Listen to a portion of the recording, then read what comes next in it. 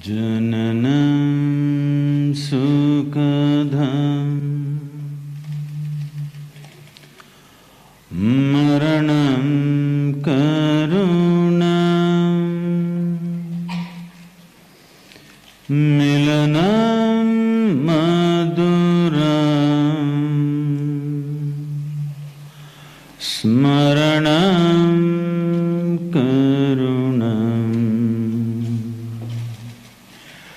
kalavasyadeha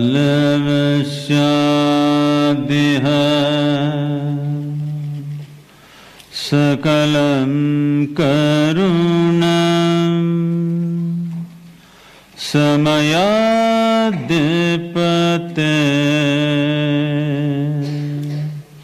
akilam karunam.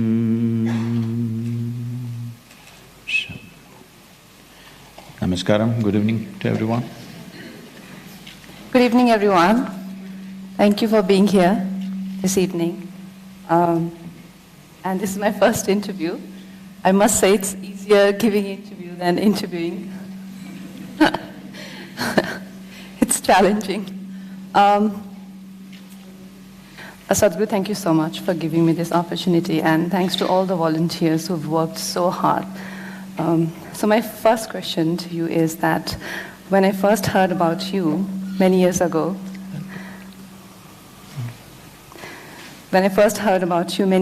I rolled my eyes and I muttered something about guru types.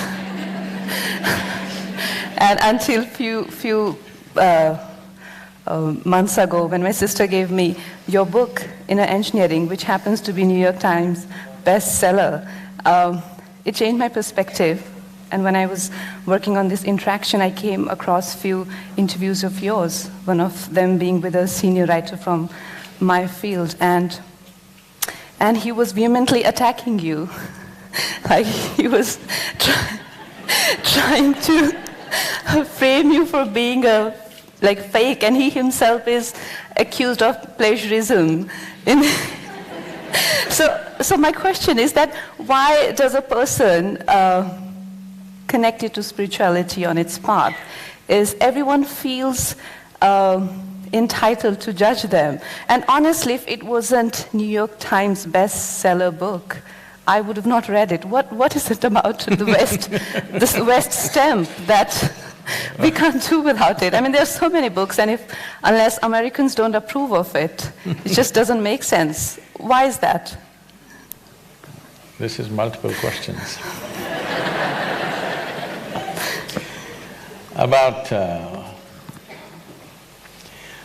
people's resistance to someone like me. When I say someone like me, someone who has not messed with himself, okay? He didn't cut his hair, he didn't do anything, he's simply the way nature intended him to be. That's all the problem they have with me. They think you have to belong somewhere. You have to be this religion or this party or that party. You got to be something. Today, if you look at the world, now that you mentioned America, and it's also beginning to happen in our country in a big way, in imitation of United States, I would say.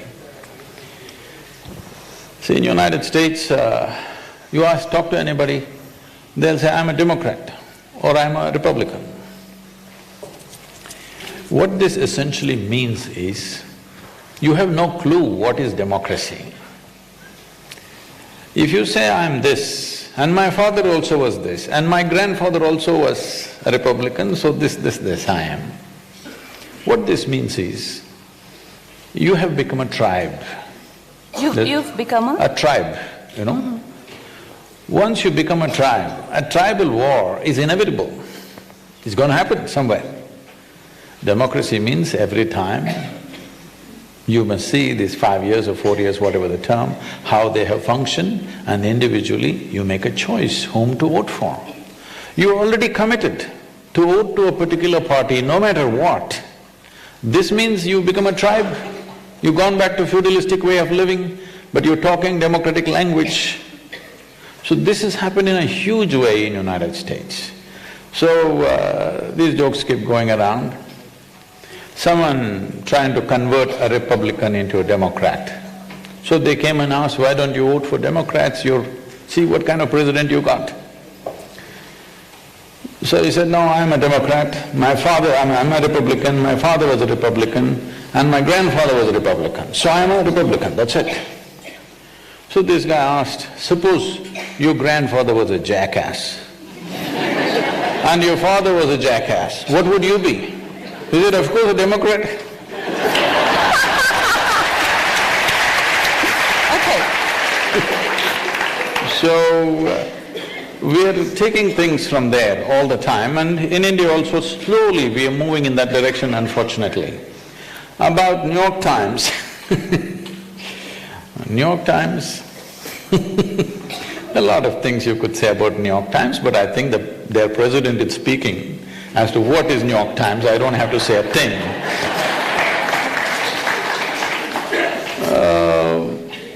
We still have not got out of the Firang syndrome. You know what's Firang? I know. Yeah. Of course. So we've still not gotten out of that Firang syndrome, it has to come from there. Today, why do you think so many people are talking about yoga? The yoga they're talking about in India is largely a rebound from the American coast. They're not talking about the yoga that is here. This is the source of yoga. And people's understanding of yoga is… Sadhguru, that brings to me a question about our roots ingrained in yoga and spirituality. But where has it got us as a nation, as a country, as a continent? What has it given us? Like, I know what you say about karma bondage, and I will quote you. No, I'll quote you. If somebody… he says about karma, breaking karma bondage, that if somebody breaks your leg, don't go after that person's leg. Fix your leg and go your way. I understand, that sounds fantastic. But if somebody breaks your leg and you go your way, somebody again comes, break your leg, what do you do? And then others see… Why do you think see… people are so much interested in your legs? No,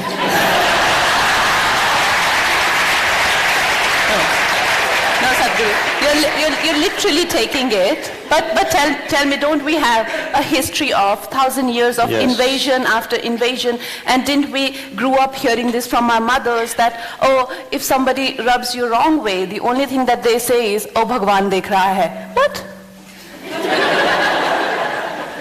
So… Say this… I mean, we as a land, I mean, I don't know much about history, but this much I know that we as a land, we have not, and thanks to our spiritual education, that we have never gone to invade a continent or gone for a conquest like that. But where has it got us? Where has it landed us? So why not imitate West? Okay.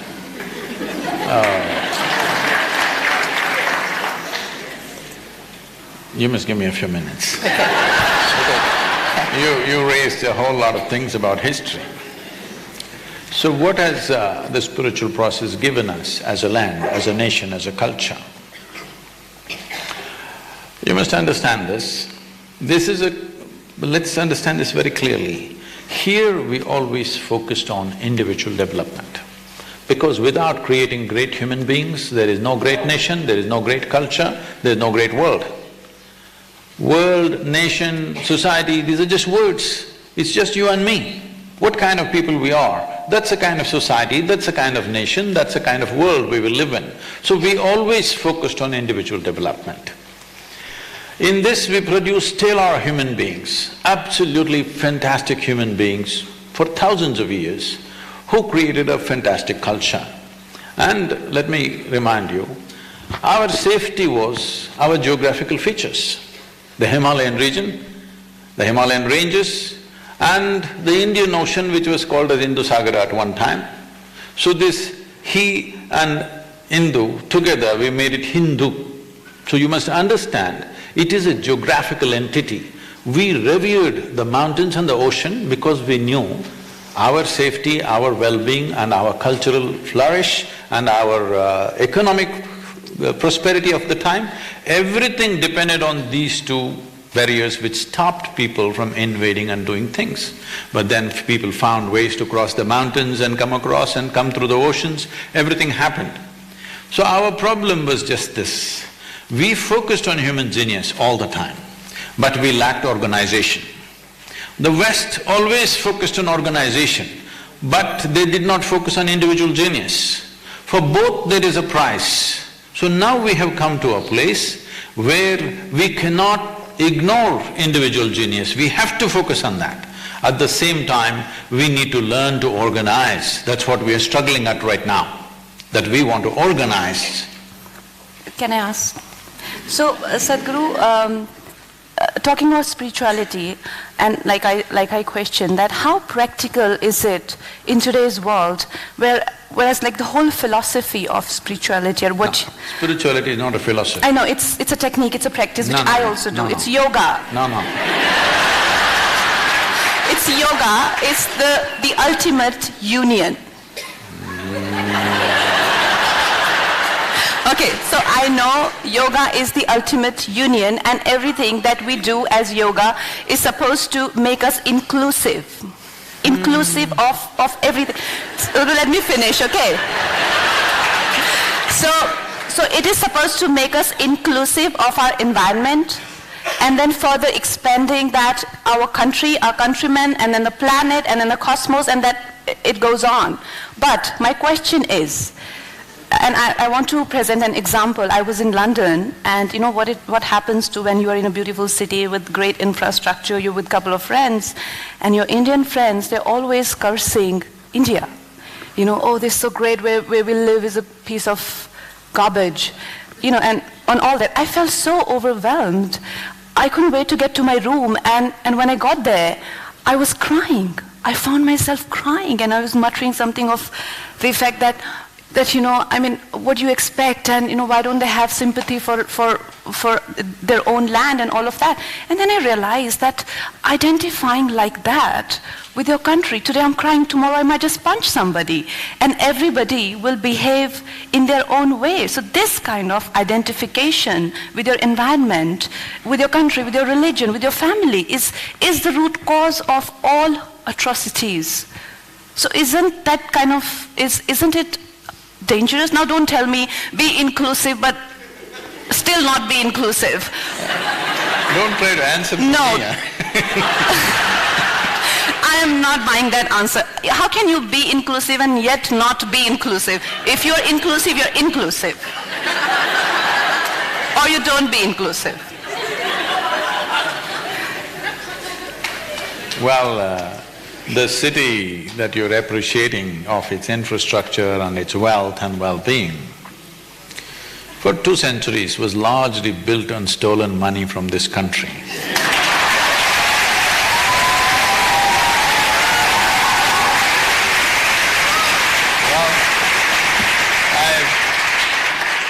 We should not resent our history and develop animosity towards somebody.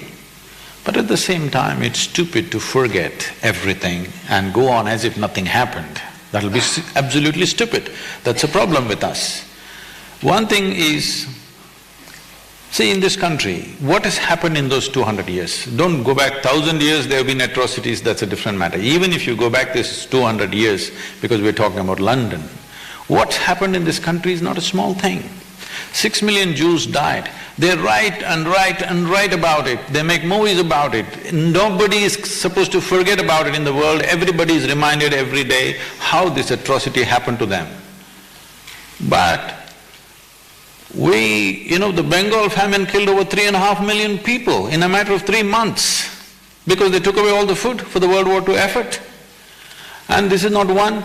The governor in 1860 writes, "The fields of India are bleached by the bones of the hand weavers because they destroyed the handloom industry." Yesterday was handloom day or something, yes? From 1800 to 1860, in 60 years' time, an industry which has lasted for 10,000 years they destroyed and left millions of people to die. It's recorded in British history and in what they have written, not what we have written, because we write nothing. If we get our breakfast tomorrow, we're just happy. This is a big problem in India because we don't have a sense of history. A history or revenge? No, revenge is not needed because revenge will again waste your energy and your future is wasted if you go into revenge. Sadhguru, this is what I don't get. Now, let me finish this. About what is this spiritual process given to us, okay? The question is, why can't we be like them and be successful? See, why we are like this is because we have realized in a very profound way. Most Indian people may not know this consciously, but they know this by life. They may not be articulating this in their mind. Somewhere they know that their well-being is essentially coming from within. Outside arrangements we can make as we want, but me being joyful, peaceful, loving, blissful is most important.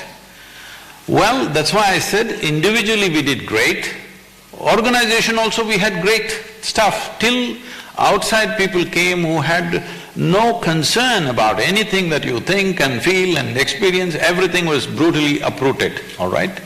I'll just tell you an example. For example, you come to the yoga center, that region, there's one police station with about 12 to 14 policemen. About 4 are on night duty, that means about 8 or 9. 2, 3 will be always on leave. I'm saying literally there's no law, it's 250,000 people. There's literally no law at all, but still there's no crime. This is spiritual process, I'm telling you. You take away police in New York City, you take away the law enforcement in New York City or London that you're talking about, just see what will happen in 3 hours' time.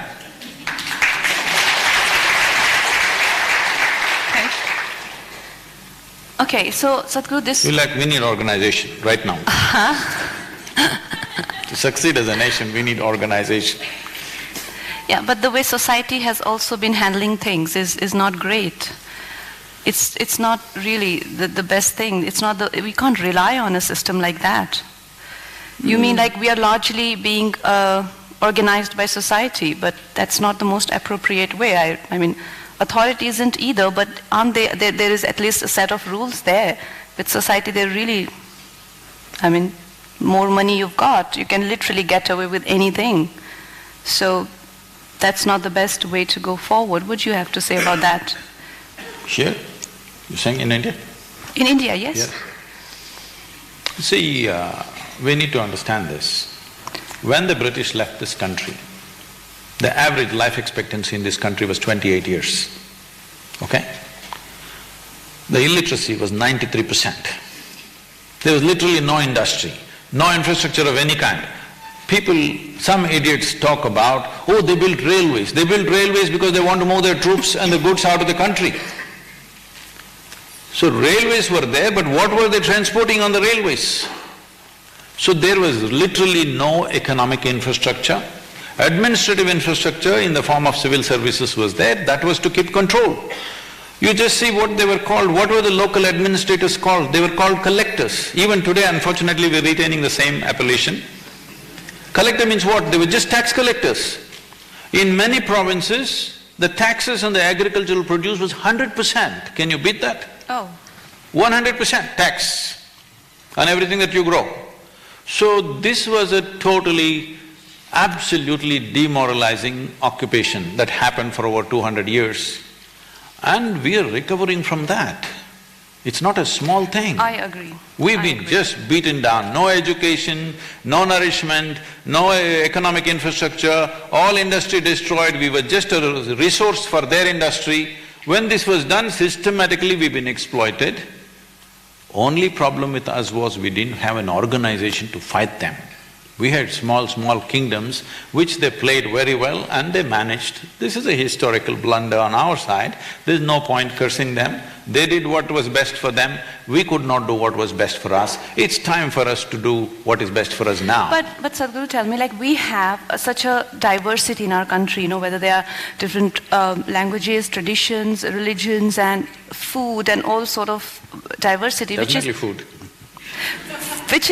Which is beautiful, like what you say about difference and discrimination. Differences are beautiful, you know, like how like a man is different than a woman and flowers are different and you know, so on and so forth. So there is difference which is beautiful, but don't you think there should be one spirit? There should be something that could bind us together?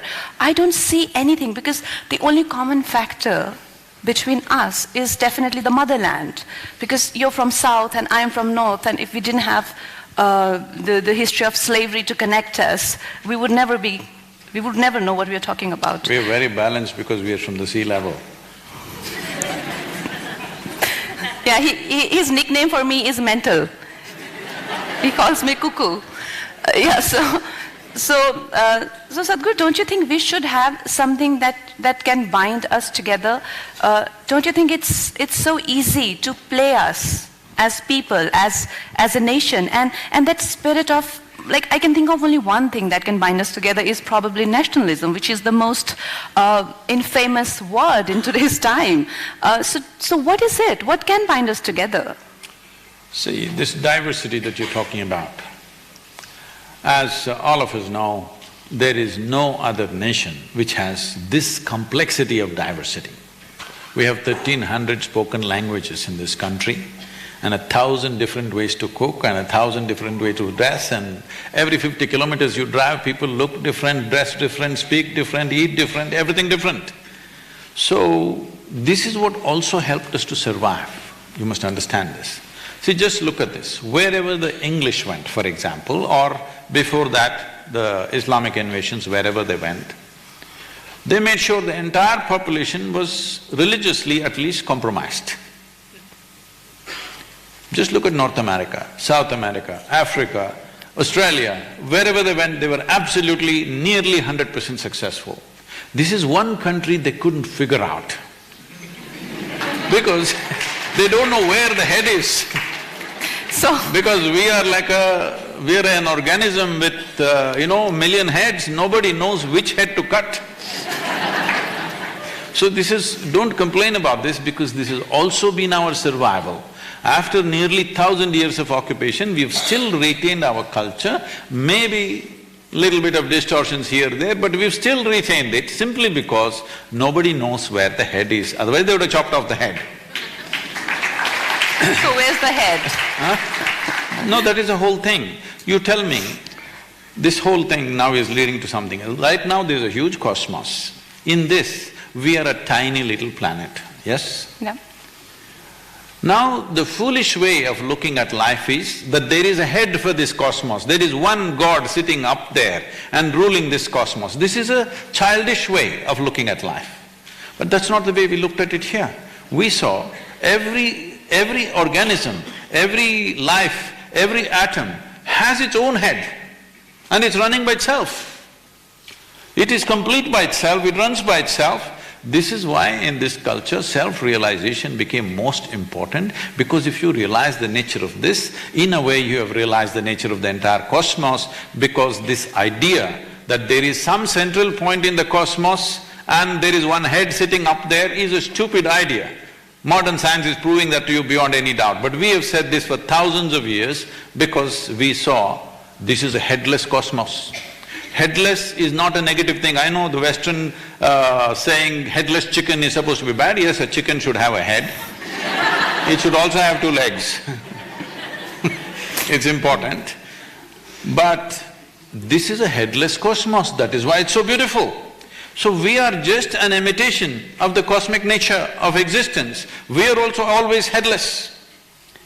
But this is why individual genius becomes of paramount importance, because each human being functioning at their peak is important to create a society which is as colorful and as diverse as possible. So what held us together? See, because you must understand this, there was a time when there were over 200 political entities in the form of kingdoms and empires and whatever. Many times people try to, unite them into one occupation, but later on it again broke up. Many times over 200 political establishments. In spite of that, in this nation people felt this is one nation, we call this Bharat, and people from outside, they also thought this is one nation, though there were 200 kings ruling the place. What is it? What do you think made them think this is one nation? Even today, if you go to Syria, Lebanon, you will see thousands of women especially named as Hind. They're named as India. Their understanding is Hind means India, And they have taken the name Hind. Even today, thousands of women have this name that they are Hind. So, because forever we've been known as one nation, for more than 10,000–15,000 years. That's so good. This is because everywhere they went, they saw a nation was always built on the sameness of language, sameness of religion, sameness of ethnicity. But they found this land, there is no sameness anywhere. If you look from your neighbor to you, you are a different person, absolutely. You cook differently, they cook differently, you speak one language, they speak another language. But they called this one nation because this was the only nation which was a land of seekers, not a land of believers. This is why we always identified as seekers. We are seekers of truth and liberation. Our highest value is not God. God means head. Our highest value has never been God. Our highest value has always been mukti and moksha, because this means liberation and freedom. Freedom has been our highest value. Now the so-called liberals are talking about freedom fresh as if they're talking about it for the first time. We've always held as the most sacred thing in our life is ultimate liberation of the human being. Not going to heaven, not the pleasures of heaven have never been eulogized in this culture. So our togetherness came because we were seekers. When we were seekers, the important thing about seeking is this: when you are believers, you will always get together. Because without getting together… See, if you just believe something all by yourself, you look stupid. You need 1,000 people around you who believe the same thing, otherwise you'll feel foolish. But when you become a seeker, you always want to be alone, because seeking is internal and individual. So because we were always individuals, we were never an organized group, we never had a situation where somebody could give us one rip-rap speech and get us all moving. There's never been like that. Still we are like that, I'm glad we are like that. But we need some organization to function in the modern world for sure. No, that's a contradiction. It is not. Well, okay, Sadhguru, I personally feel that this whole dichotomy of what's happening in today's society and today's world, that we are individuals and we need to be organized as well, but what we face on on daily basis, is something completely different, which I'll tell you where, for me, it's very conflicting, because I'm working on a martyrs biopic where there is a scene that the protagonist, Lakshmi Bai, she goes and she saves a calf. So my crew had a huge discussion. We halted the shoot and we were like, she can't save a calf. It has to be a lamb, because we don't want to look like cow savers. So my point is that when such a prejudice strikes, as a person, you feel very protective of who you are and what your values are, and you want to save all the animals. Why just cow? But you definitely want to save the cow for sure, because the prejudice is really agonizing. But a cow lynching for cow takes place, and you look like an idiot. And then you jump to the other side, which has been always criticizing and never wanting to be protecting cows. And you're like, these people look sensible, and these are so-called liberals. And now liberals, by definition, because I've learned English now just recently, so I have to access to dictionary for everything. So by the literal meaning, dictionary meaning of liberal is people who have acceptance for people, opinions, thoughts. No, they're fanatics. No, that's what I'm saying. Now, let me finish this question. So these liberals, they will not take you in their group unless you hate the same people as they do. So one thing, it's fine if this is for the betterment of the country. You don't mind hating on BJP. You don't mind believing that everything that is being done by, like Amit Shah is practically doing. That's fine. But what is… No, but what I don't get is, this I get, what I don't get is, what is their agenda and plan of action for bringing this country out of the pit? What is that they're doing? So when a war breaks, liberals are the first one to say, for my industry, people say, why should we be bothered with war? We are artists. To demotivating an army man who's protecting the borders for you, a rape takes place in Kashmir and they say, Hindustan raped our daughter, to be pointing fingers at each other when the country is so vulnerable, and trying to break a civil war? Is that what liberals do? And you're like, wait a minute, the most sensible thing seems like to be a skeptic. But a skeptic is nothing but a space cadet. Doesn't know where he's going. So right now, we need a definite direction to go into. We cannot be stuck in the unfortunate loop of to be or not to be, to be or not to be.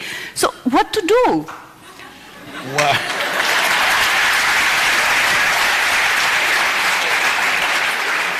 Well, for a long time, from that city that you were talking about, they always thought asking this question, to be or not to be, is the most intelligent thing to do.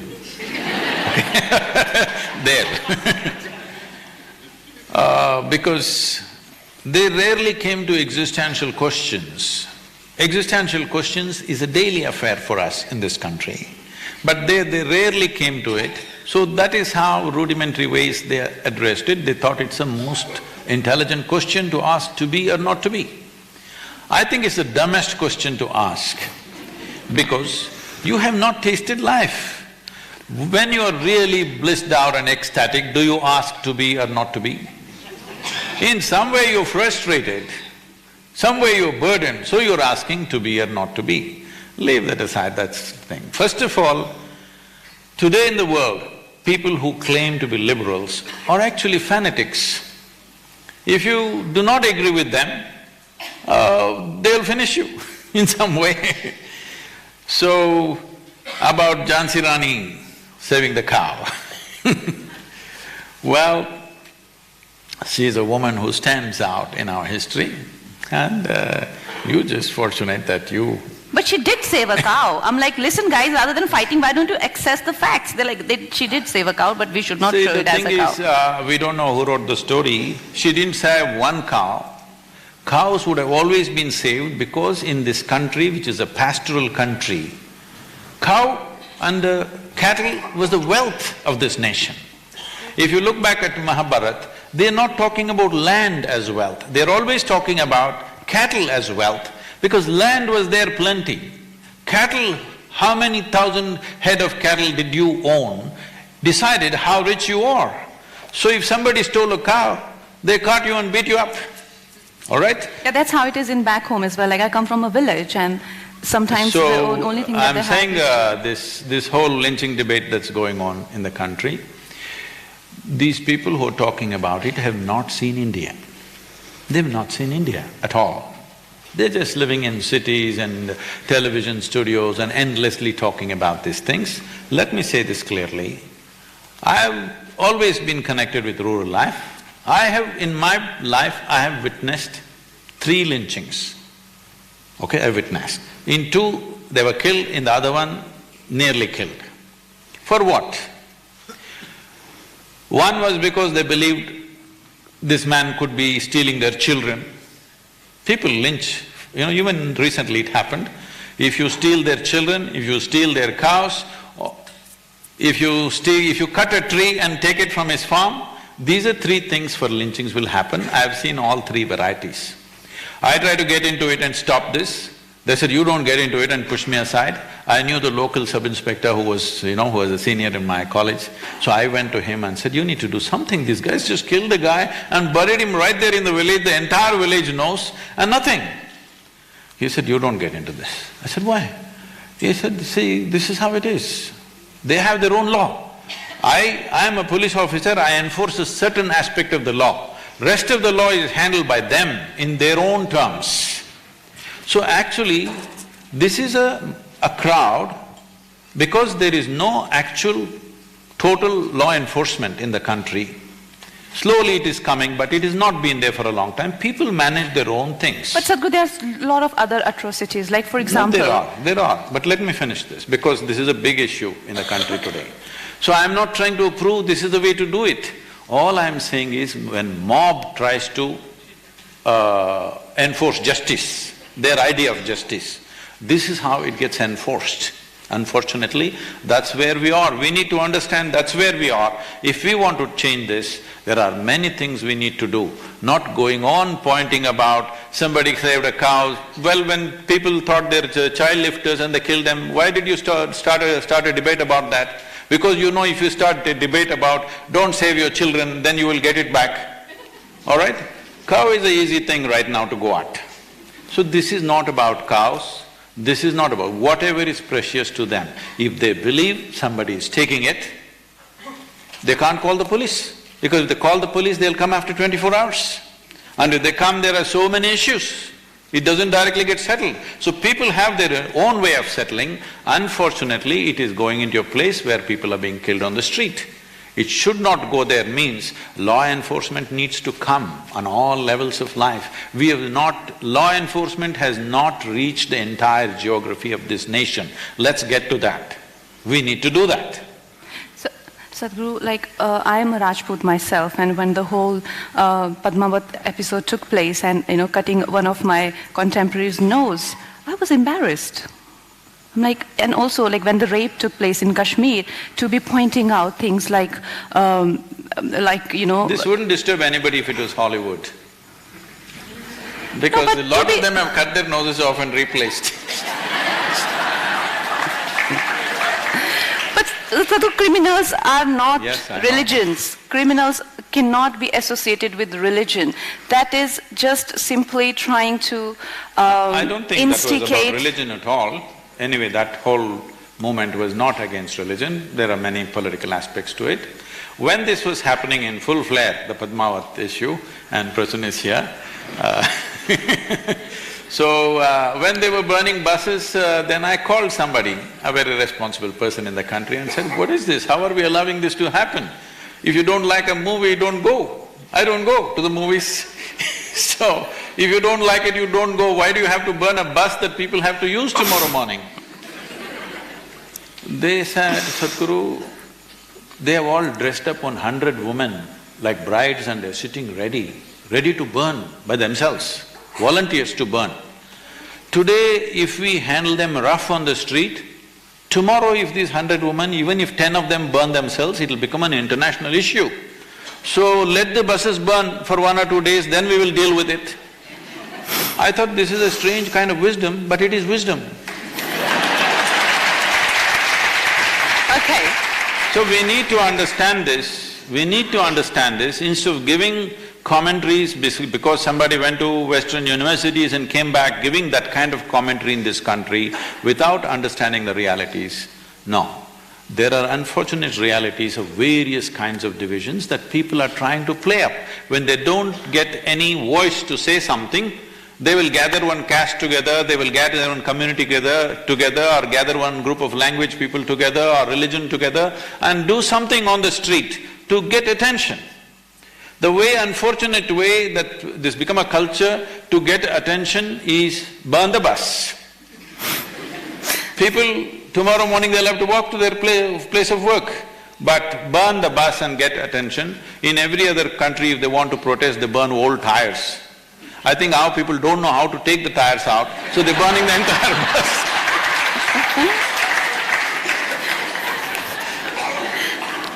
It's a mechanical lapse.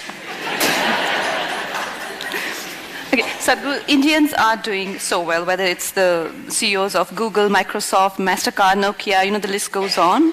All the chief executive, I have a whole list of those. Pepsi is out, okay. Yeah, so Indians are doing so well all over the world, but India is not doing well. Why is that? Everybody in the world thinks India is doing very well, but here there is a commentary that India is not doing well. When I look at you, I say you're doing well. When I look at these people, I see they're doing well. But yes, it is a fact 40% of our population is still malnourished, unfortunately. This is because our focus in this last 70 years has largely been to industrialize, build cities and stuff. We have not focused sufficiently on our agriculture, enhancing rural life. Right now, we are pitching very hard to do this, and I think in many ways, the governments of today, particularly the central government, is very focused on seeing this happen. Well, it's not as easy as said, there are many challenges, but a clear plan at least is being evolved, how to make agriculture lucrative, how to make rural living in a village worthwhile, that even if you want to see a cinema, you don't have to go to the city, that living in a village should be worthwhile. So these things are being planned. In some states it's going very fast, in some states it's going slow, but right now the focus is how to make it worthwhile living in a village, that you don't have to… If you want to have a good life, you have to go to the city. This is how it's been in the last 50, 60 years. This, the government is trying to change. All of us should support this movement towards developing villages. If we need to forego a few things in the cities for some time, we should, and allow the villages to develop. Otherwise, you'll have all of them coming to the city. That's the biggest problem in Mumbai. People are just coming in without any infrastructure, they don't know where to be. In most inhuman ways, unfortunately, they're existing because they just come in without any basis. And the life that they go through, the exploitations that they go through, what happens to them is an untold story. But Sadhguru, don't you think population explosion, like China was also facing a similar problem a few years ago and they have tackled it so well, and with us… Don't say well, they've handled it. Because you should know in China… No, I don't know. They were burying live children. Second child born, live children were just being buried in the hospitals. When that video was taken and it went viral around the world, they changed that to giving iodine injections to the brains of healthy children, second child. So you don't have the stomach nor the heart to do anything like that, so don't compare to China. But do we have to control our population? Absolutely. So at least there should be tax on the third child? What is that? At least there should be tax on the third child, because they're using roads and river water which you're trying to save, and the oxygen from the trees which I am planting with many other people. So at least two children should be okay, but third one should have tax. Don't say that because I'm the fourth among the siblings.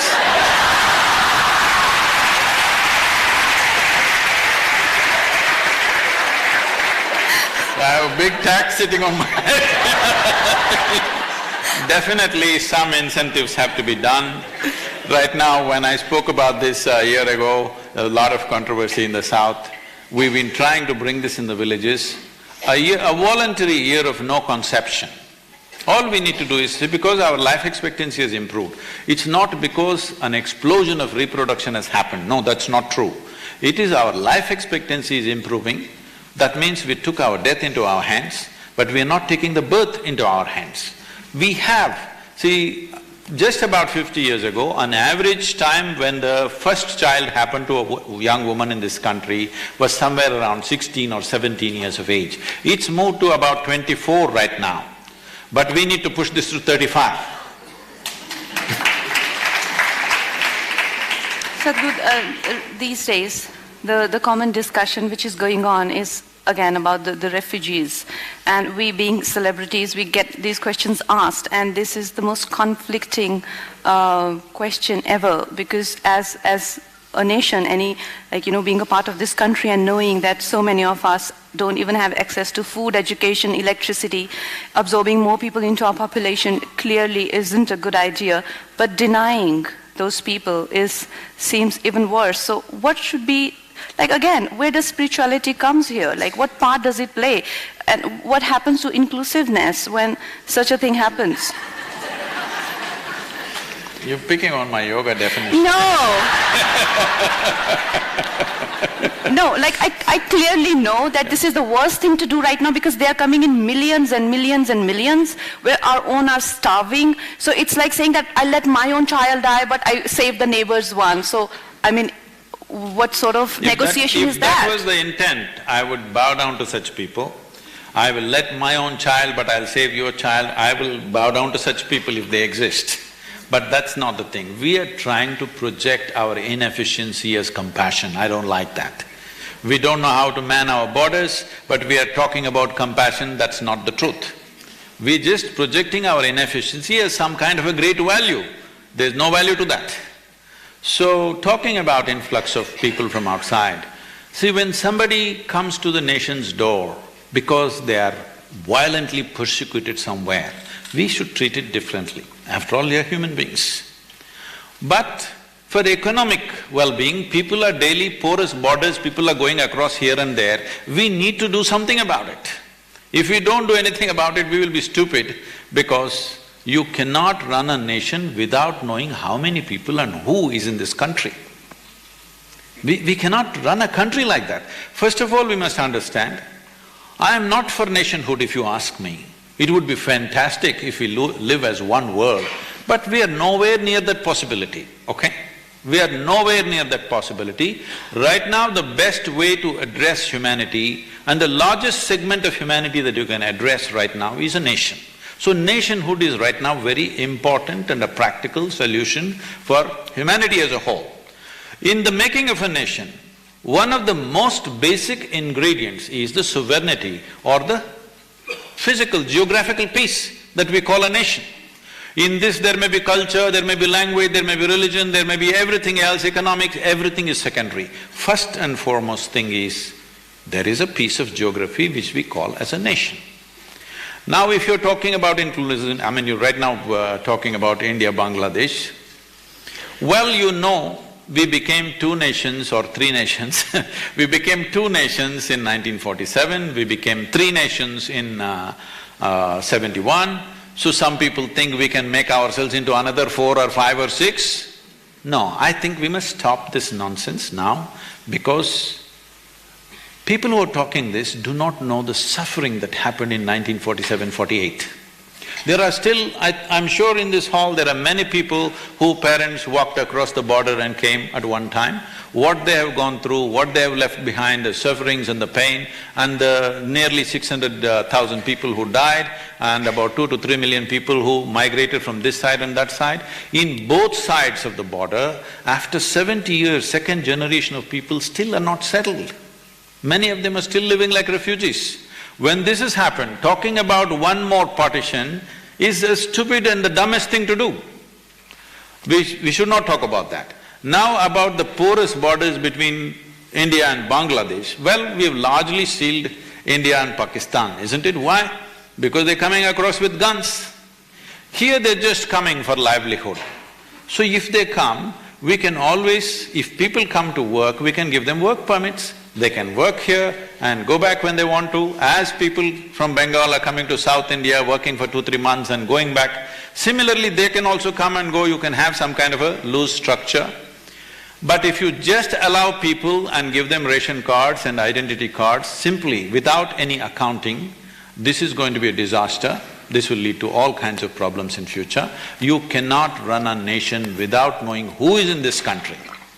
If somebody wants to come into this nation, they must come through the front door, they must ask for immigration and come through the front door. We must have a system for that. We must have a system for that. How can people knock on the country's door and come inside? Not slip in from wherever they want and be wherever they want. That's not going to work. For nobody it's going to work. We have to take steps on that. It can work for a few politicians. Unfortunately, Yeah. Unfortunately, nation's interests are being sacrificed for personal ambitions. That is there in this country, what to do? But it still is a very conflicting thing, because… See, if you want to be really inclusive, we can make the two countries into one.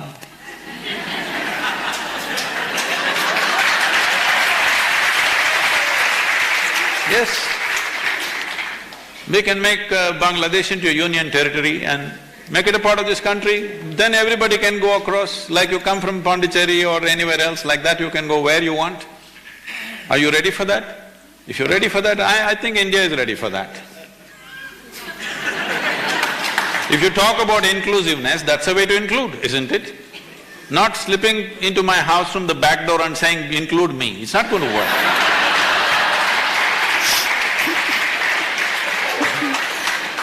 Okay, now we'll move to your favorite topic. What is that? didn't know you figured out all those things.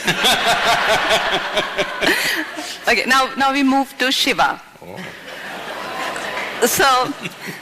So Shiva is what I got from reading about it and doing my practices and spending time with you. Shiva is not somebody looking, like sitting up there and looking at all of us. Shiva is a dimension. It is what they say in science, a black hole where nothingness seems to be the origin of universe, where everything seems to be coming out of nothingness and being swallowed into nothingness. That very nothingness is Shiva.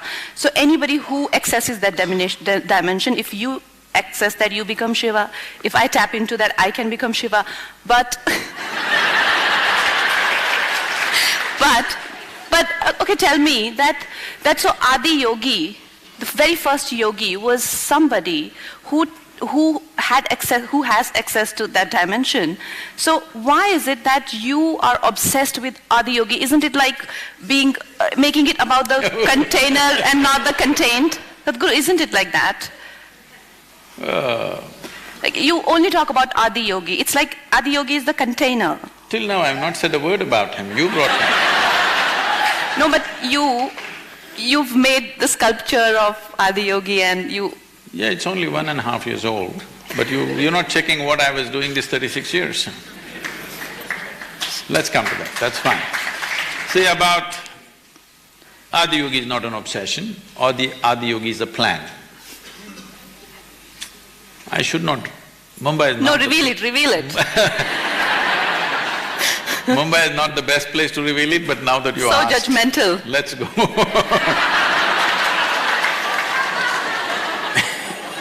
That's her next movie, she's promoting it.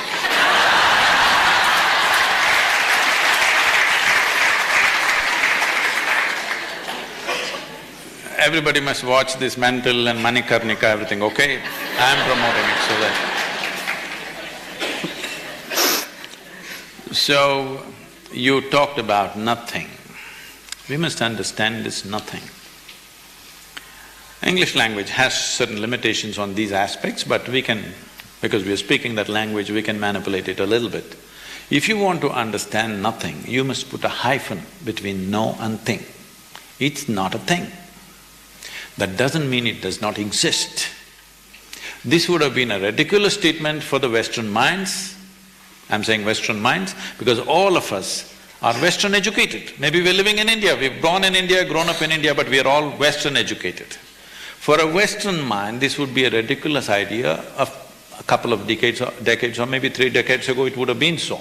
But now science is talking about no things. That means non-physical dimension of existence, something that is not a thing, but still a powerful force. When I say something that's not a thing, we are not talking about nuclear energy, we are not talking about, electrical energy or amagnetism or anything. Simply nothingness is tremendously powerful. Today they're calling it, black existence or dark power, or many things are being used.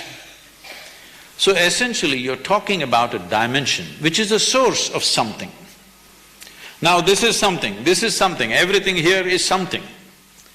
But this has come from all that we call as nothing because it's not a physical form. A physical form, in essence, means a certain defined boundary. You call this a physical body because this is a defined boundary.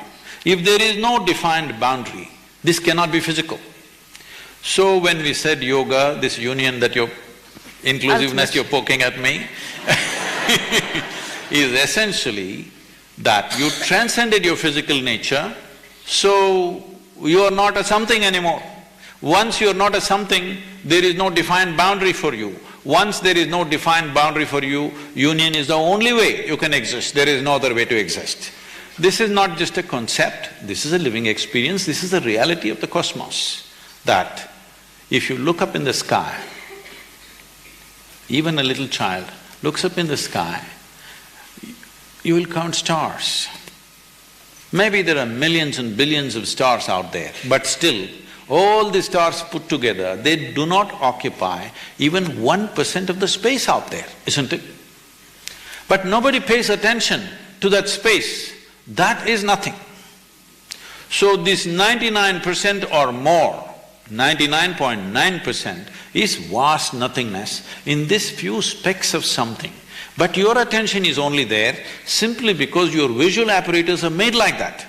You are not able to grasp what is not there. You only see whatever stops light. In the sense, you are able to see this hand simply because it's stopping light and reflecting. So your ability to see is always limited to whatever stops light. See, right now we are sitting here, our microphone, our light, everything is important, but the most important thing is the air that we are breathing for our existence right now.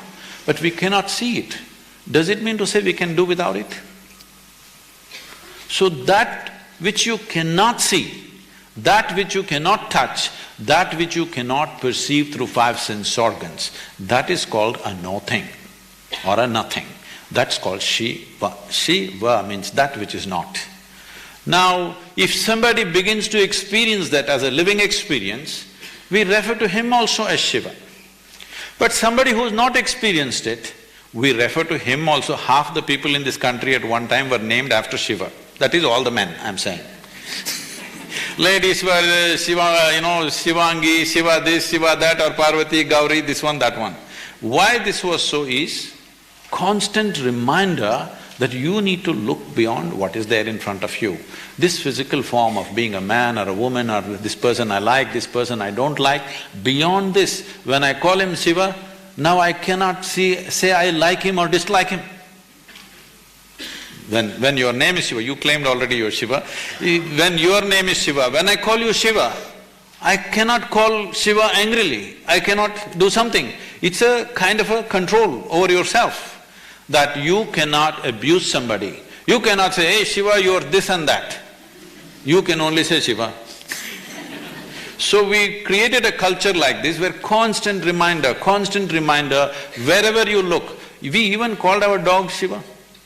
Yes, we never thought it's an insult because he's as much life as you are. We called… if you see a tree, we say Shiva, if we see a rock, we say Shiva, if we see a bird, we say Shiva. Simply because the source of all that exists here as physical stuff essentially comes from that which is not a thing or no thing or Shiva. So, this is why this talk about third eye and people think their forehead is going to crack and something is going to pop out, nothing like that. These two eyes can show you only that which stops light. The day you start seeing things which do not stop light, then we say, you have one more eye going. You have an inner eye which is able to see something that these two eyes cannot see. So third eye does not mean forehead cracking up and you becoming some kind of a freako. This just that means your clarity has opened up, that you're able to see beyond the limitations of senses. So all the enlightened people who've been… How many did you meet? Like I've heard about many, like say Krishna or Muhammad or Ram or Christ, Buddha, all the enlightened people who've been on this planet, there is some sort of mention of their birth or death. But when it comes to Shiva, like you say, and I've read that he was self-created, and I often ask you this question, that did he disappear into thin air, and apparently something like that happened. He couldn't even have biological children with any of the women he was married to. Also, he at least you can't blame him for the population. Sadhguru, I'm coming to something very important. There is a theory… I thought population was very important No. too. There is a theory that Shiva is alien. See, till now you've been talking about inclusiveness and suddenly you call somebody an alien. No, Sadhguru, there is a theory… I must tell you this, every time I enter United States, at the immigration, I end up standing in that line which says, resident alien. I look around and see I'm the only one who fits the description. Sadhguru, let me finish this question. So there is this theory that… She won't let you go on. No, that everything that humans encounter, whether it's an idea, it's a thought, it's anything that they encounter, it's been transmitted into them through an outer space, an outer being. My favorite director, Christopher Nolan, made this film, Interstellar, which is one of my favorite films, where they are constantly referring to certain beings as they. They are communicating, they are talking to us, they are doing this, but they never really clarified who they were. Like, were they aliens, were they gods, who they were? And Sadhguru, like this, I think I felt it in, like when any creative idea comes to me, it has absolutely no intellectual grounds where I can go back and track it down. It's literally like a mail dropped in my head. It seems like it's from an outside space. This is not a confession. I know it's a confession, but Sadhguru, is it that we are being operated by an external, sort of outside beings? Is it that? Well, people who have no faith in human intelligence are looking up that intelligence will come from somewhere else. What we need to understand is, see, there are certain things which are very significant things in this country which unfortunately this present generation has completely forgotten or very few people are reminded, and the rest of the world, some places they recognize, rest of the places it's not there. What the thing is just this. Here we consider things like this. For example, in yoga, we call your spine the center of the universe. We call it Merudanda. That means it's the axis of the universe. What is a universe? Please understand this. Today scientists are admitting it is an endless universe. Forever they said, if you travel this many million light years, you will reach the end of the universe. But now they're admitting it's an endless universe. Forever we've been saying it's an ever-expanding universe. So we said, your spine is the axis of the universe. That sounds ridiculous. Even without putting any load, most people's backs are hurting badly. They can't even walk or run or do anything. If this becomes the axis of the universe, what will happen? Why we are saying this is, see, you know there is a universe or you think there is a universe only by your experience, isn't it so? If you did not experience, if you could not see this, if you could not see like this and feel like this, you wouldn't know there is a universe. Only because of your experience there is a universe. And the center where your experience is being transmitted is through your spine. If we cut a few wires in your spine, you will have no experience even of the body, forget about the universe. So because your ability to experience the universe is rooted and centered in your spine, we are calling your spine as the axis of the universe. Suppose this hall, see now we know the boundaries of this hall. Now we can debate whether this is the center of this hall or that is the center of this hall. Suppose there are no boundaries to this hall, how would you decide which is the center of this hall? Where you are is the center of the hall, isn't it? From this basis, we developed a whole possibility for a human being, how not just to believe these things, but to make it into a living experience. It is from this the word yoga came, that the inclusiveness happens not because I tell you, oh, I love you, you love me and all this stuff. Inclusiveness happens simply because you obliterate the boundaries of your individuality. Not because I love you, you love me, I hug you, you hug me, so because we are inclusive, no. All that will last for some time. Tomorrow if they do something that you don't like, it'll be finished. But you obliterate the boundaries of your individual nature, including your body, that you know how to sit here without being identified with the boundaries of who you are. Your physical structure, your mental structure, your emotional structure has a boundary. It may be large or small. No, I'm not talking about the body being large. It may be large or small, but it has a boundary. But there are dimensions which have no boundary. What doesn't have a boundary is non-physical in nature. So our focus has always been on that dimension which is non-physical. That is why Shiva became the most important thing, because Shiva means that which is not, that which is non-physical. Now is he the yogi that we're talking about, is he a human being, did he come from somewhere else? There are many things this audience need to be primed for this, because it's a long story you're asking. I'm trying to encapsulate it in 2 minutes, that's dangerous because it'll look silly. There is a book, Arundhati is here, we spoke together and she kind of put it together. And there's a book on Adiyogi, which is going into these aspects, but let me put it across. See, there are things, as you said, there is no parentage.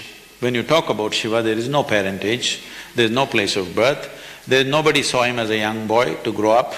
All the time when we saw him, he was about the same age.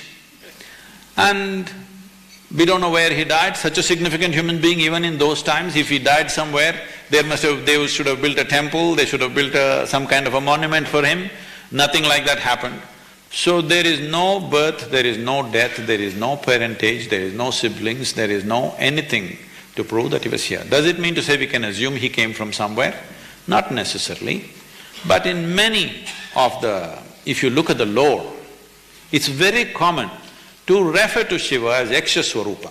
This means, Yakshas means always those kind of beings which are not human, but who's supposed to have existed in the natural environment in this planet, in the forests and other things. Whatever we were referring to, some kind of beings or creatures or whatever you want to call them, who are not human in nature. So many times in the lore, you will see any number of songs and other things talking about Shiva as a Yaksha Swarupa.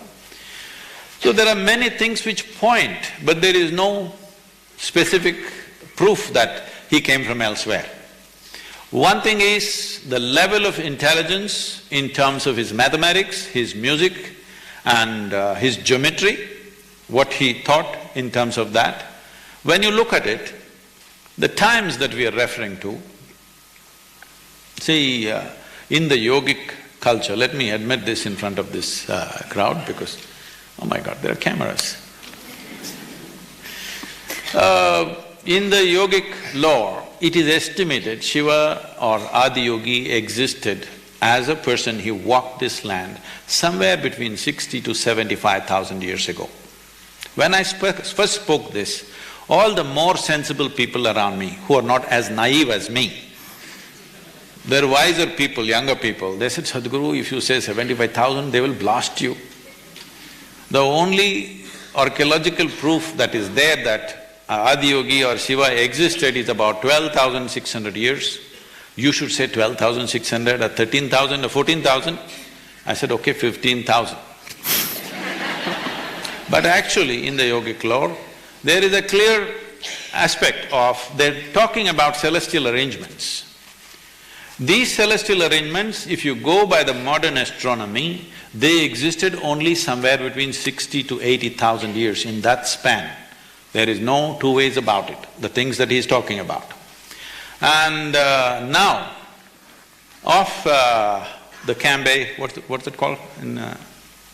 What is the Indian name for that? I'm sorry. Khambhat, is it? Yeah. Of the Gulf of Khambhat, now they've done explorations, they actually went there to clean up the plastic.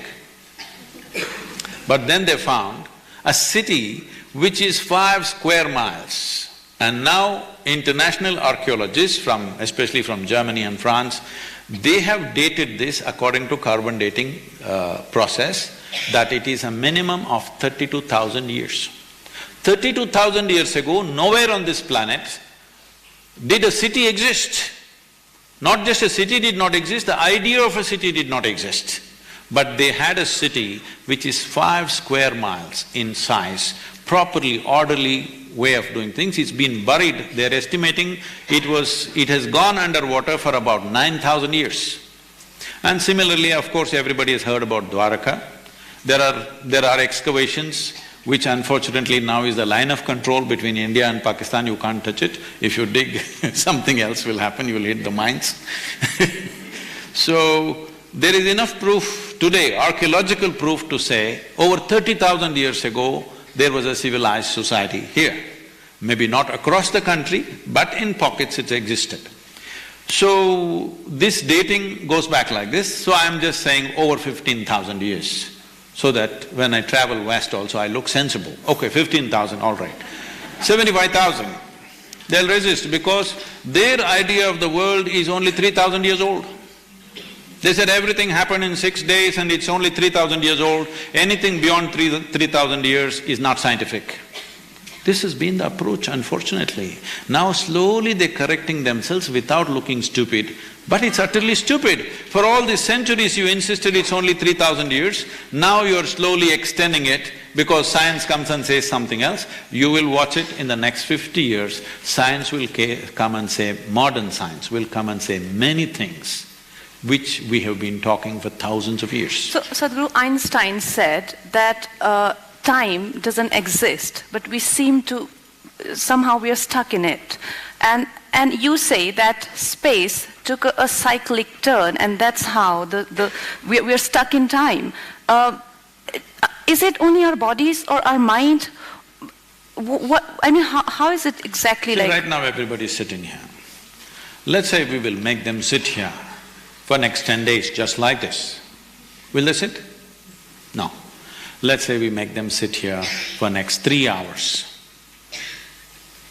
Well, the body will keep time. If you forget also, suppose they're very interested in what we are saying and they forgot time mentally, the bladder will keep time. It will tell you when it's 3 hours for sure, isn't it? Your stomach will keep time. It will tell you when you're hungry and when it's time. So once you're embodied as a physical being, time is an essential factor of your life. And you know, in your experience, time is a relative experience, but in your body it is not so. It is keeping time all the time, because body is just a product of this planet and it keeps time. Right now, what is your idea of time? Planet spins like this, it's 1 day. Moon goes around, that's 1 month.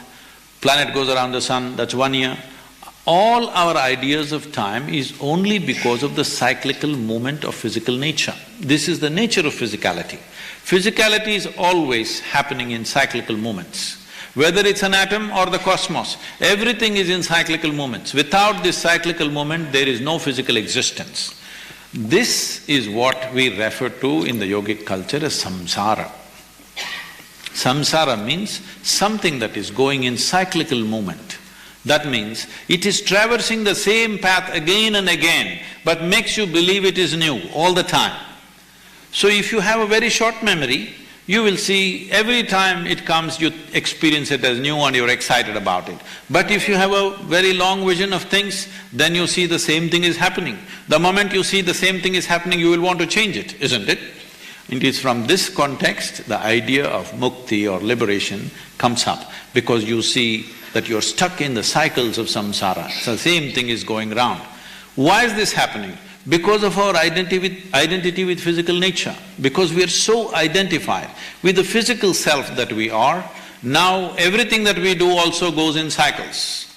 Cycles means we are going round and round. You know, in English, the term, if I say you're going round and round, it means you're not getting anywhere. So the word samsara has been misinterpreted and gone into use in variety of ways. For example, in Tamil, if you say samsara, it means wife. She keeps you going round and round. I don't know how that usage came, but today in Tamil language, if somebody says, my samsaram, you were supposed to understand it's his wife, not his cyclical nature. Okay, Sadhguru, now my question is that, do you think, like you said, in the scheme of thing and like in going round and round in this cosmos, somebody like me, I sometimes feel that the things that I want to do and the things that I feel for, is it pompous of us to think that we can do something for others, or maybe, you know, like the spirit of… If you want to do something for others, please be pompous as you want, please do something, because a lot needs to be done in this country. Okay. Okay, fine. Okay, so my almost second last question. That's good, isn't it? I'm telling you to be pompous. Okay, fine. I love being pompous anyway. So Sadhguru, I personally have read a lot of books about spirituality, and I've been following Swami Vivekananda from the age of 17, and I never really felt the need of a guru until I was faced with mortality. I lost a friend at the age of 25, and since then, I just feel that everything that I've done in my life, or every situation I've been into and I've walked into, I've always held my head very high and always been prepared for it, I mean, as much I could. And I can't wrap my head around it. And when I read your book, I didn't instantly feel that I would be seeing this day. And I felt, okay, fine, I've read Buddha, I've read, like, you're one of those enlightened people, yeah, sure. So, no, I wasn't impressed, let me tell you. But then I read, More Than a Life. And there is the mention of this yogi, Swami Nirmalananda, who waited for you all his life, and apparently you were supposed to guide him to Mahasamadhi. Now, Mahasamadhi is something that I've only heard of in stories and in myths and all of that, like where you willingly walk out of your body because you think that's the best thing to do at that point of time. Now, that seems too fantastic. And I mean, looking at how our society is, that euthanasia has been being legal now, and the kind of resistance, like when your wife heard about the process, she showed extreme desire to adapt to that, and she acquired Mahasamadhi in the middle of like thousands of people. It's written elaborately in the book. And Nirmalananda was opposed by the government. He was not allowed to be able to take Mahasamadhi. The liberals. Yeah, because apparently they were like, you can't take Mahasamadhi. And so, I mean, don't you think like we as people, we have stopped to discuss death? Because shouldn't we be prepared for that day? And when I got to know that you can, I mean, since then I realized maybe you can help me someday. I'm not saying now, but someday. But when the time comes, don't you think I should be ready for it? I should be dressed like this and be like, hey, come, let's go. What do you mean come? Who has to come with you? Like whoever comes at that point of time. So… Why is it pushed under the carpet? Why don't we talk about death? It's not under the carpet, it's just that… That's why I said, all of us, we may call ourselves Indian, but our minds largely have become Western because our education is like that, and you do one thing. In Mumbai, you go and just look at people below their knees. You will see at least 45% of the people are wearing only blue denims, okay? I'm not against it. I lived in it at one time for almost 7 years, 8 years. I wore nothing else but blue denims. It was like a philosophy, not just a clothing. So today that number has increased in a big way. It's American workman's clothes. It's spread around the world. And because workmen wore clothes which were…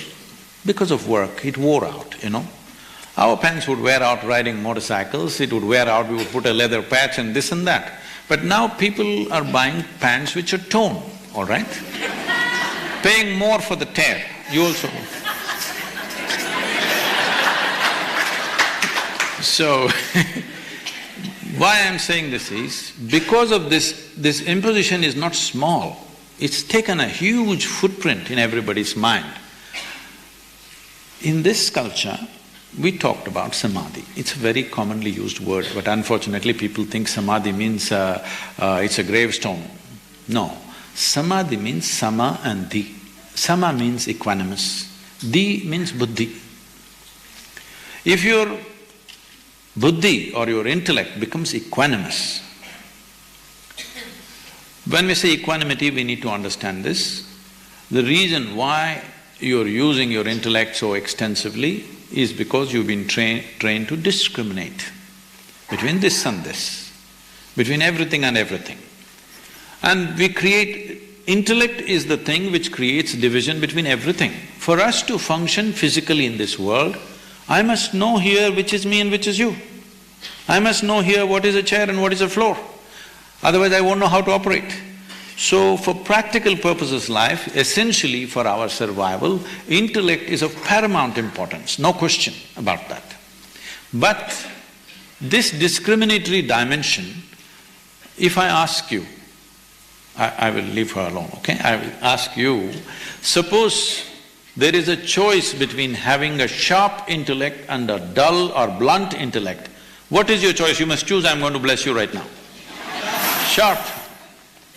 So essentially, intellect is a cutting instrument. It's a knife. The sharper it is, the better it is. It cuts everything. Why is cutting important? See, what is the nature of science that we learn today? If you went to a biology class, for sure, if you did not cut a frog or a cockroach, at least a flower you opened up. If you open up this flower, you will understand so many things about the structure of the flower, how it functions, everything, but you will not experience the flower because by the time you're done with it, it's finished. So if I want to know you, I think I must dissect you. I've come with my scalpel. You think by dissecting you, I will know you?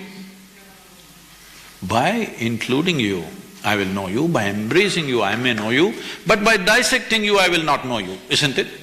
So when the only instrument you have is a knife, and with that you try to do everything, I must tell you this. That was a time when I crisscrossed India on my motorcycle. It seems… where is Boman Irani, is he here? They're bringing back Java once again into the country, I believe. Well, I rode probably the SD motorcycles like nobody. I was doing around 55 to 60,000 kilometers every calendar year, just riding across the country without purpose. So at that time, I don't know whether I was in Madhya Pradesh or I was in UP, the whole night I've been riding. Early morning, I come to a place and I want to have some tea and rest for some time. Then, I always fix my motorcycle on the street by myself. But I thought I saw a garage. It was named, handwritten, Mubarak Mechanical Works. I looked at Mubarak Mechanical Works and whole night I've been riding, I didn't want to dirty my hands now. It was a simple thing, I had to just tighten the chain, just take off one link and tighten the chain, that's all I had to do. I thought this guy can do it. So this young, very enthusiastic mechanic came out. And I said, why don't you just take off one link and tighten my motorcycle chain? Then he came out. Then I saw the only two tools that he had in his hand was a chisel and a hammer. Then I said, wait.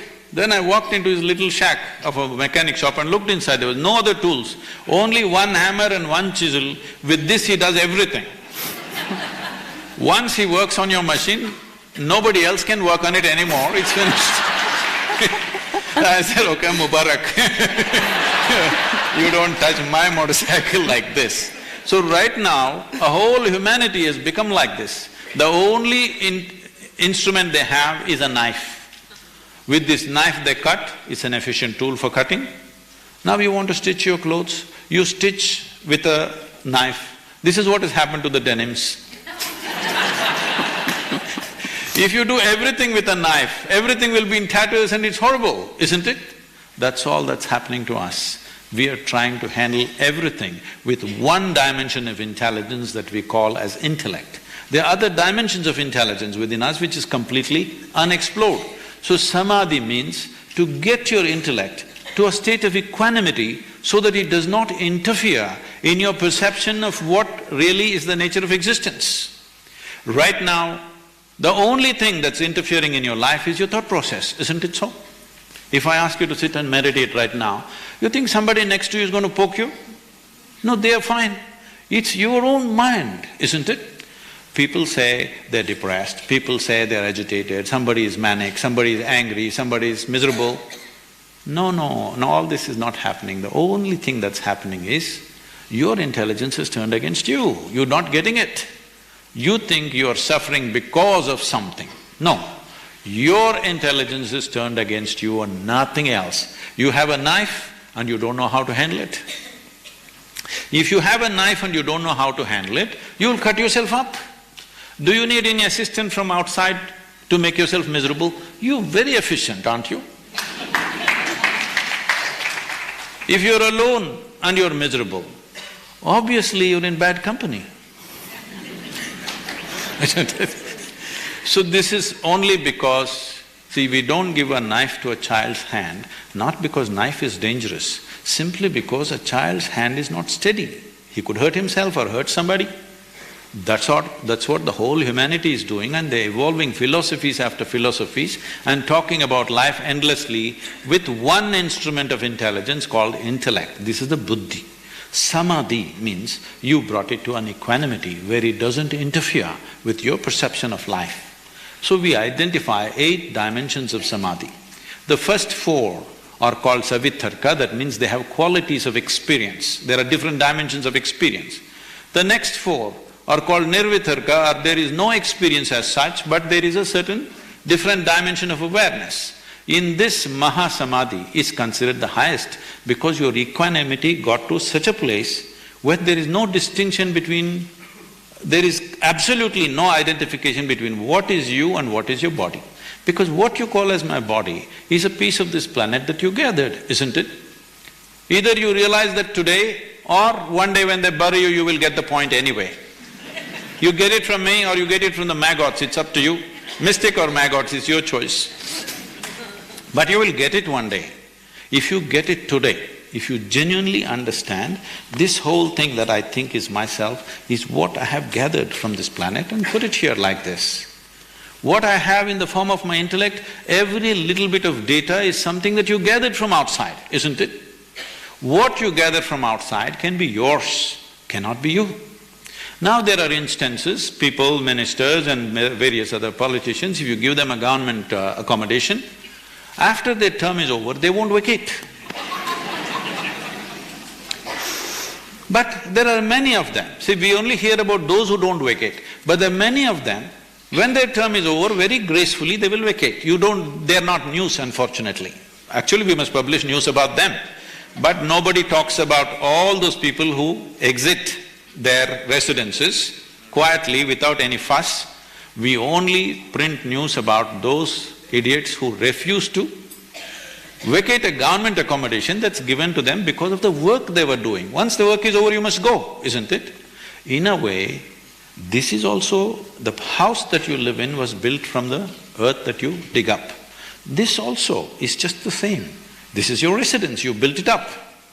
When it's time, if you can gracefully exit without anybody pushing you out, when I say anybody, nobody need to kill you, no disease need to come, no organism need to invade your body. By yourself you gracefully exited because you understand it's time for you. Then we say this is Mahasamadhi, that means absolute equanimity has come to you. This is not new in this country, in every generation we have seen hundreds of people. We talked about Nirmalananda, I must tell you about Nirmalananda. I was probably just around 20 or 21 years of age. I'm living wild. I largely… either I'm on a motorcycle or I'm in the jungle, sleeping upon trees and existing myself, surviving in the jungle all by myself. It's one of those days where I've been in the Bilagiri Betta, which is a very fantastic forest, you must see that, it's full of wildlife. I am staying in the jungle for about 4 days and it's rainy season. I usually don't have any arrangement, all I have is motorcycle and gas, that's it. So I survive in the jungle, I know how to survive, but being rainy season, I've become very hungry. Almost for nearly 32 hours I've not eaten anything. And I'm head to toe in mud because it's raining. Wherever I sit down and get up, I become all mud. Then I came up the hill on my motorcycle. There were no restaurants, there were nothing at that time in that place. There was just one temple and the temple was closed. There was no food anywhere. Then I saw this little ashram, 4-acre ashram. Then I rode in. Those are times, even in college, I never got off the motorcycle. Even to first floor, I went on my motorcycle, okay? In our house, going into the house, coming out of the house, we always went on the motorcycle and came out on the motorcycle, steps and everything.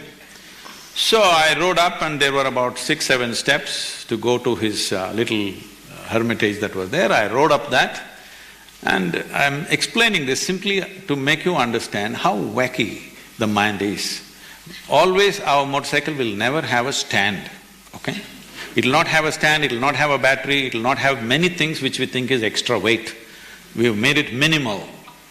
So I go and park the motorcycle leaning on his cottage like this and I get down and I'm wearing ankle-length boots full of mud from head to toe. I take off my helmet and look at him. He just looks at me like this and laughs and tears start coming in his eyes. I said, what's wrong with the old man, He's like in his 70s, I'm 21 or so. Then I said, I need to eat, I'm extremely hungry. I was ready to eat him. Then he did something that I could never do. Never in my life I had bowed down to anybody, forget about that, I have never been to a temple. I have not done this even in front of God. My mother says, hold it like this. No, I'll stand like this. I won't do this. I'm confirmed whatever. So this man comes and falls at my feet, and my muddy boots, he holds it in his hands and weeps. I just kind of, it was just shook me because this is a 70-year-old man. Then I said, no, what are you doing? I just need to eat, I don't need this. Then he took me inside and he tried to unlace my boots. I said, don't do that, and I put my boots outside and went inside and sat. He baked some bread, he had nothing else, he bakes his own bread, he baked bread and he gave me a jar of honey. So I ate it up and then we started talking. Then whenever I went that way, because I saw that he had nothing much at all, I would take him a bunch of bananas or some apples or whatever fruits that was there, and he always gave me a can of honey to carry back. So this became a quiet… because he was not speaking. He was for 14 years on silence, so he will only write. So I will speak and he will write. It became a relationship over a number of years. Then this is 96. It was a big controversy where… Yes, that's what I'm saying. In it was 96. everywhere on the TV where all his life he worked towards wanting to get Mahasamadhi, and when he found you and you told him the techniques, and when he was about to get there, apparently the government got involved and like, you cannot do that. In 1996, he announced, I'm 74 years of age right now, I don't want to die as a rogi, I want to die as a yogi. So when the Uttarayana comes, that is after this winter solstice happens, I will leave my body. He announced in the month of April or May, I'm not very sure. And media got to know. No, media came. Then at that time I was there and he told me this and we discussed a few things, and my wife Vijay and my daughter were sitting there. And we went into all kinds of details which we never speak about. So when this was over, he was all very emotional about it, and then we were driving back. Then I saw my wife was weeping. I said, why? She said, I also want to live like that. Then I was joking with her, okay, when are you going to leave? But then she said, no, I'm very serious, I want to go like him. What he was saying was fantastic, and what you were explaining to him, that's how I want to live. I said, why do you want to leave? Because 12 years of marriage, we've been traveling. People have been absolutely wonderful to us everywhere, but there is no home as such, we're always on the move. So just then, we were building a small place to live. I said, just now you're getting a home after 12 years, and the girl was only 7 years of age. I said, why now? She said, right now, everything within me is wonderful. Everything around me is just the way I want it. This is the time I want to live. I don't want to live when things are wrong. I don't want to live when I'm not well or something is not well. I just thought, because she was intense. Either she is at the peak of joy or at the dumps. She doesn't know in between. She would hit the peak or she would go down, but she never knew the in between. And she's not a great practitioner of yoga or something. She was keeping her normal practice, but nothing much. Only thing is she was intense person. There was no moment of dullness with her, she was always intense. So she took up the sadhana so intensely. From the month of August it started, and she started announcing to everybody, in the month of February I will leave. I said, why are you talking about this rubbish? People will make a joke out of you. She said, no, I'm leaving in February. And she started telling the girl. I said, please don't disturb the girl, what will she think, 7-year-old girl?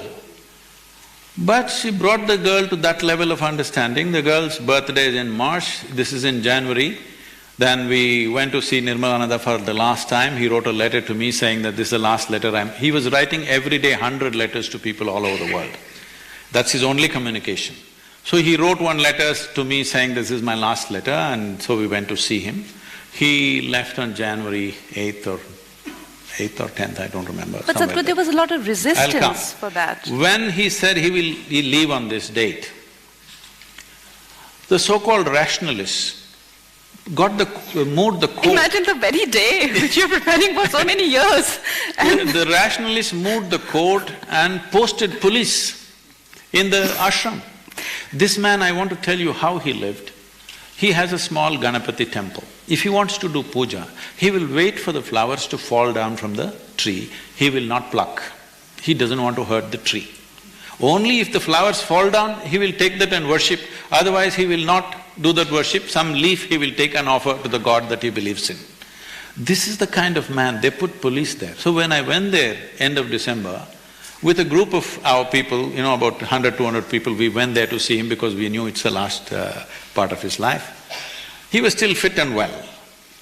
He just cried. He said, see, they put police, 2 constables were sitting there. He said, they put police to watch me. I said, you don't worry, what's your problem? They're just 2 people sitting there, you don't look at their uniforms, leave them alone, you just focus on what you have to do. But he was deeply disturbed. He said, how can they put police watching me? Am I a thief? Why are they putting police on me? I mean, the very thing he should be respected for. And these kind of… See, in this culture, such a man would be worshipped. But unfortunately, in today's India, police were put… But Sadhguru, the very fact that he was healthy, why one has to drag to their death is what I don't understand. Like euthanasia, these people, they will, like the ones who were fighting for it to not be passed, they will even snatch your, food. But they definitely have no love for somebody's life, but they're scared of death. See, that is for sure. The culture has become in such a way that we are in a denial of death. But you must understand this. The only reason why somebody turns spiritual is when they realize they're mortal. If you were immortal, spiritual process would be meaningless. By thinking about God, you will not become spiritual, you will become fanciful, you will become unrealistic. You think there are shortcuts to life by believing in God. But the moment you see that you're mortal, then you naturally want to know what is beyond this body. What is the nature of my existence? These questions are very natural when you understand that you're mortal. So in this culture, we have never hidden mortality. Always death happened in open, When somebody is dying in your house, they'll keep him outside so that everybody can see how he dies. So this is a thing that people will watch, whether he dies gracefully, whether he vacates his residence gracefully or he needs to be pushed out. This was very, very important. Unfortunately, we've lost that. We need to understand this. Whatever we may be doing, doesn't matter what you're doing, you're making movies, I do something else, somebody runs a state, it doesn't matter what we are doing. We are mortal. This is the fundamental reality of our existence. If we forget this one thing, only by forgetting this one thing, we start doing idiotic things on this planet. We have done all these idiotic things simply because today we have to talk about saving rivers, saving mountains, nonsense. This is all utter nonsense to me, saving a river, saving the forest. This is simply because we think we're immortal. We may not be actually thinking so, but we're not conscious of our mortality. If we understood that our stay here is just a brief amount of time, we're just baton carriers from previous generation to the next generation, we are temporary occupants of this planet. If this awareness was there within us every day of our life, we would live completely differently. It's very, very important to be conscious of one's mortality. So one good thing is that Nirmalananda finally acquired Mahasamadhi, and so did your wife, which is the saving grace of the whole episode. Okay, so my last question is, Sadhguru, that about our youth. Apparently the statistics say that every 1 hour, actually less than an hour, a young person below 25 is committing suicide. Why is that? I mean, there's a time to die and you can utilize Mahasamadhi for that, but why die before 25? Suicide is not a pleasant thing. Not at all a pleasant thing, because for a human being to see, when somebody dies, commits suicide, we're just thinking, okay, he committed suicide. It's not like that. You must look at what psychologically that person goes through to come to that decision. It's the most horrible part of one's life, where somewhere they feel so trapped, either by physical situations, financial situations or emotional situations, so absolutely trapped when there is no other way. This is when they take that kind of violent exit, which we call as suicide. And if someone tries to kill somebody, that somebody has some defense. They can fight, they can run, they can protect themselves. Some resistance is possible. But when you start hurting this one, this is the most helpless life. And it is the worst kind of torture that you can do is to torture this one, because this is an absolutely helpless life with yourself, isn't it? Somebody else has some defenses. So suicide need not be seen in terms of statistics, 1 hour they're dying. Even if one person commits suicide, it's a human concern. It must be a concern for the whole humanity. Why is this happening? You must understand, in this country, in 2017, 7,600 children below 15 years of age have committed suicide. Below 15 years of age, when they must be bursting with life and wanting to live. Below 15 years of age, if they want to commit suicide, what is it? We are somewhere driving ourselves to a certain desperation. One big cause for all this is education system. Unfortunately, it's the schooling system which is killing people. Because if you get 98, you're no good. You know? People will ask you, where is the other 2%? So, apart from this, there are various other things, economic things are there, emotional things are there, various kinds of things for a human being. Essentially, simply because there is no clarity about life in some way. See, youth means, it's life in making. Youth, the most significant aspect of youth is they're full of energy, it's a huge amount of energy.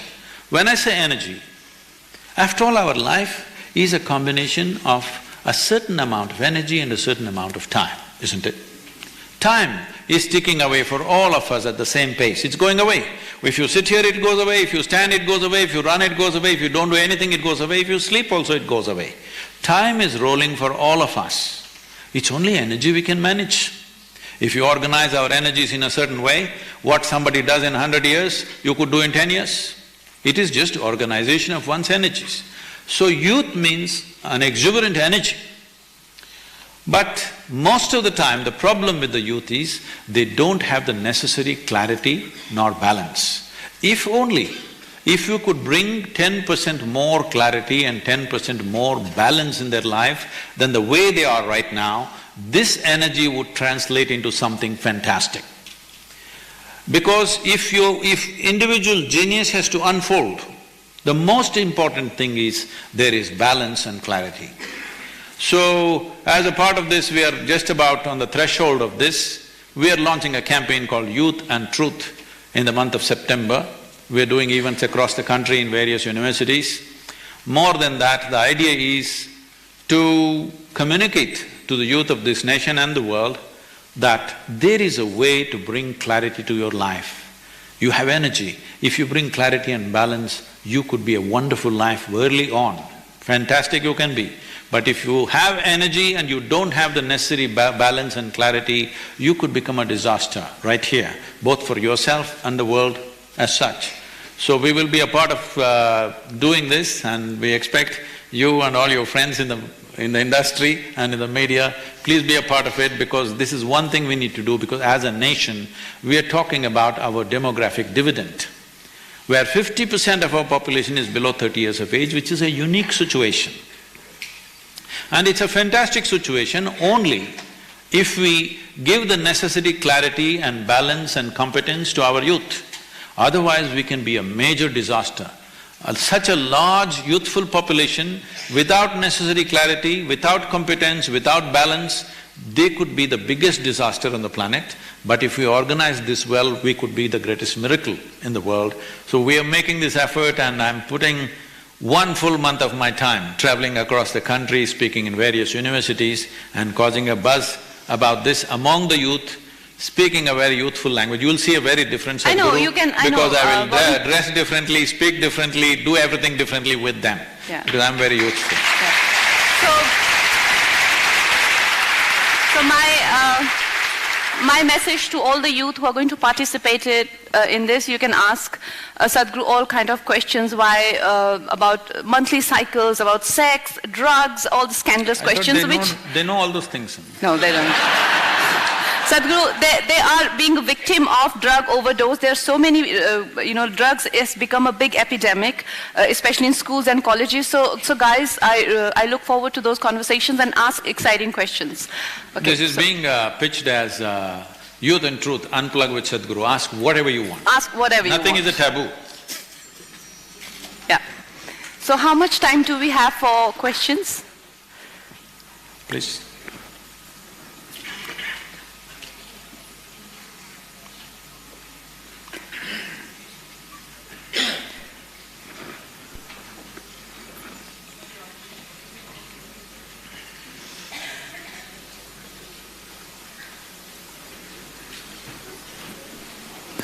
Namaskaram, Sadhguru. I would like to bow down with all my knowledge and all my ignorance. If you can hold the microphone, yeah. Okay. It's quite safe, you can hold it close to you. Is this okay? Yeah. So, first of all, I like to bow down with all my knowledge and all my ignorance. Like, I can't tell you how much you mean to me.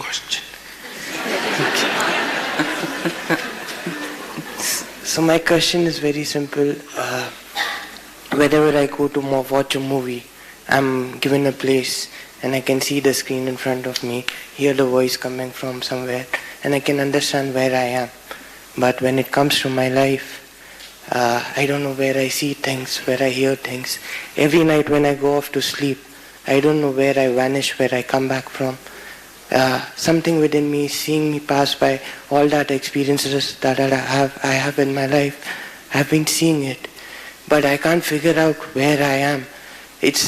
I can't understand what's happening. I can see everything, I can feel everything. Whenever my hands get burnt, I understand this feeling, but I don't understand where it happens. Whenever I do my practices, I see, I can't figure out where I am, Sadhguru. Matrix.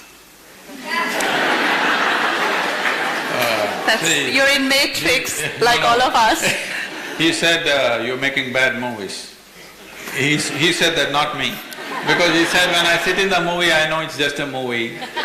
No, you must get lost in the movie, you must think it's life for some time. That's when a movie…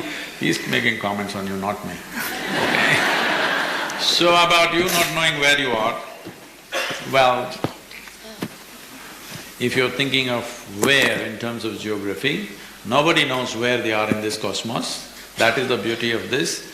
A tiny little blob of a planet in this limitless cosmos is floating around, and here we sit and talk all this stuff. Isn't it fantastic? Isn't it a miracle? Huh? You and me sit here and talk all these things and we don't know where we are. If you don't know where you are, it's not a problem. It's a geographical issue and there's no issue about it, it's perfectly fine. But you should know what is the nature of your existence. This is very important. If you do not know what is the nature of your existence, you can never ever conduct yourself properly. You may be socially well conducted in a given society, but as a life you will never conduct yourself properly if you do not know the nature of your existence. This is what this entire culture invested in called realization or self-realization, that you must first know the nature of this life, otherwise how will you conduct it? If you do not know the nature of what you're handling, how will you handle it well? How can you handle it well? So, where you are, I don't want to give you a GPS location that works only on this planet. There's no CPS. Cosmic Positioning System doesn't exist yet, okay? So, let's focus on knowing what is the nature of my existence. That'll sort out a whole lot of things.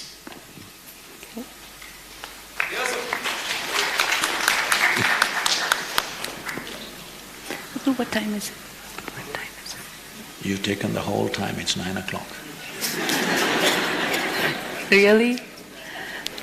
Okay, so there was long conversation. Hello, my question is that we often tend to attract patterns in our life. The pattern can be good or bad. It can be abusive relationships, it can be successes, it can be failures. So how to break away from a negative pattern and attract a positive one? And my second question is… Let's handle one at a time. She's asking you. No, she's definitely not asking me. I have the same question in my life.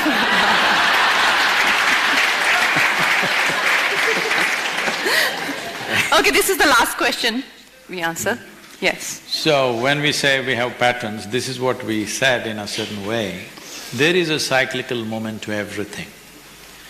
Our psychological and emotional processes also have become cyclical, largely because of a very strong attachment and involvement with the physical process.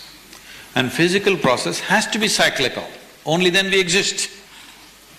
Without cyclical movement, there will be no physical existence. Just on the side, if you want some entertainment, you want to know what is the yogic doomsday? What is the yogi? Yogic doomsday. Doomsday, yeah? In yoga, they calculated some 3,200 years ago, 3,200 years ago, they made a calculation and said, every year, this is a fact, every year the moon is moving away from the planet approximately about 32 millimeters. This is nearly 1.5 inch. The orbit of the moon is going away from the planet. So they made a calculation and said, in 28,000 years, the moon will go so far that its impact on the planet will become minimal. When that happens, the human women will lose their menstrual cycles. Once that happens, human race will just peter out. You don't need a bomb, you don't need a flood, you don't need something. Our ability to reproduce will go away and slowly we quietly peter out. Having said that, our physical existence here is only because of the cycles, various levels of cycles going on within us, isn't it? So if you attach your psychological process too much with your physicality, your psychological process also becomes cyclical, and in this, your karmic process also becomes cyclical, so your life starts running in cycles. You cannot avoid the cycles absolutely. The longest cycle that can run in your life is 12.25 years, because that is the cycle of the sun. The sun's cycles happen in 12.25 years, moon's cycle happen in 28 days. Our physical existence is based in the moon cycles, because unless our mothers' bodies were in sync with the cycles of the moon, we wouldn't be born. So our physical existence is a short cycle. But other dimensions of our existence is a longer cycle. Let us say your life became a 6-year cycle. Then you will be still fine, you will be productive, but once in a way you will freak on somebody, do this and that, but you will be still doing things successfully. Let us say your cycle became 3 years. Then you will see you will be still doing reasonably well, but volatile. One dimension of your life will be doing well, whatever you're competent with, the rest will be a mess, it'll be going like this. If it becomes, let's say, 18-month cycle, then you will see every day waking up in the morning is a problem. So many things will happen, nobody need to bother you. Everybody leaves you alone, still you will torture yourself in many, many different ways. Let's say your cycle becomes 9 months. Once you come below 9 months cycle, then you are serious trouble. If it becomes 3 months, you must be in the asylum, you shouldn't be out. I'm sorry, the next movie. If you get less than 3 months, then your physical existence itself is coming to an end, it will not go beyond that. How to watch these cycles? If you want to watch patterns, don't watch patterns in terms of what happens around you. You must learn to observe the system. There are clear-cut cycles happening. It's very important that you do the necessary sadhana to bring this cycle to the longest possible cycle within the human body is 12.25 year cycle.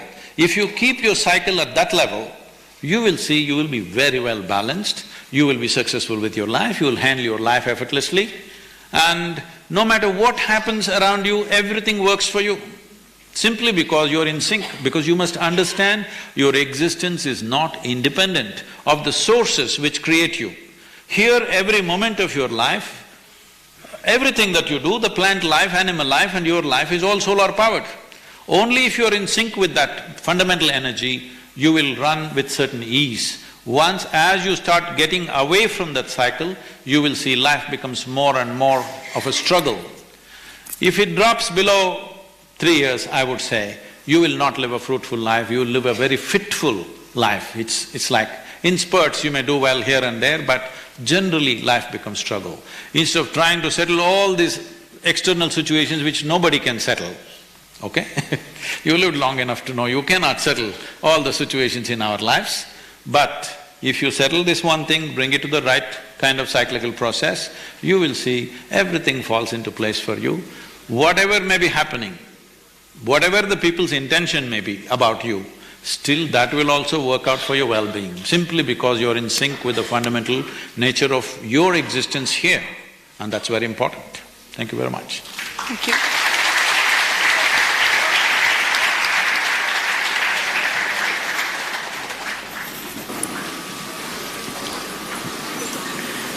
Thank you, Sadhguru. Thank you, Kangana. I think it was a session that was as engaging as we all thought it would be. And on behalf of Isha, we'd like to offer a small token of gratitude to Kangana. Neha?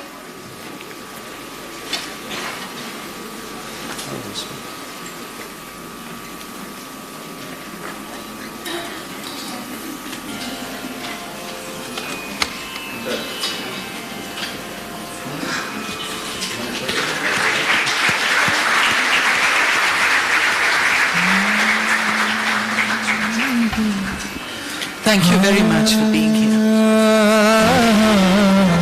हम परदेसी पंजीरे साधो भाई इन्हीं देश रहना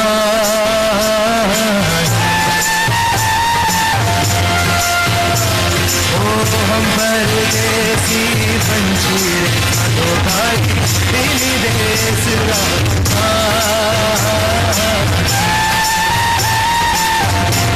देसरा लोग अकेला देसरा लोग अकेला पल पल पर पछताई ओ पल पल पर पछताई रे साधो भाई नी देसरा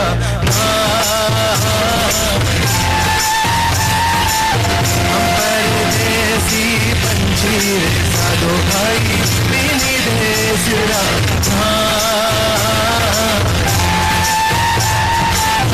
इन्हीं देसरा लोग अकेला इन्हीं देसरा लोग अकेला पल पल पर पछताई ओ पल पल पर पछताई रे साधो भाई इन्हीं देसरा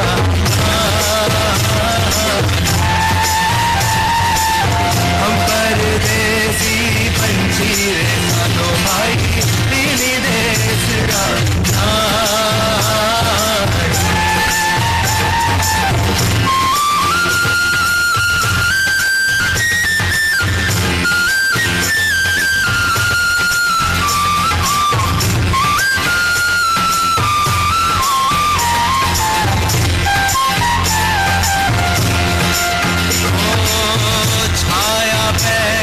अग्नि को तापे धूप अधिक सिखला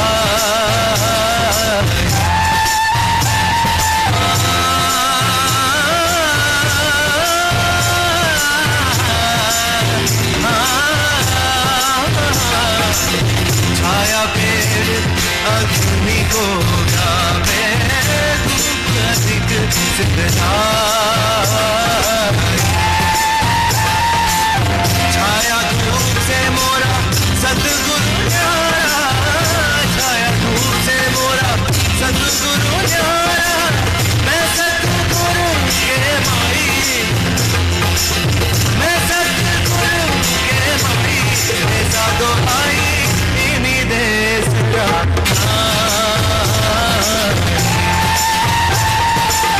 हम परदेसी पंजीरे साधो भाई इन्हीं देश का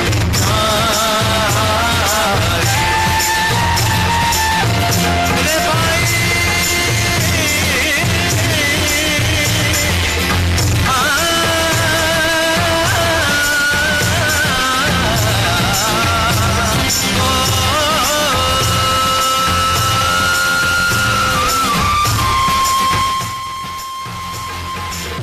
निर्गुण रूप है मोरे दाता के सरगुण रूप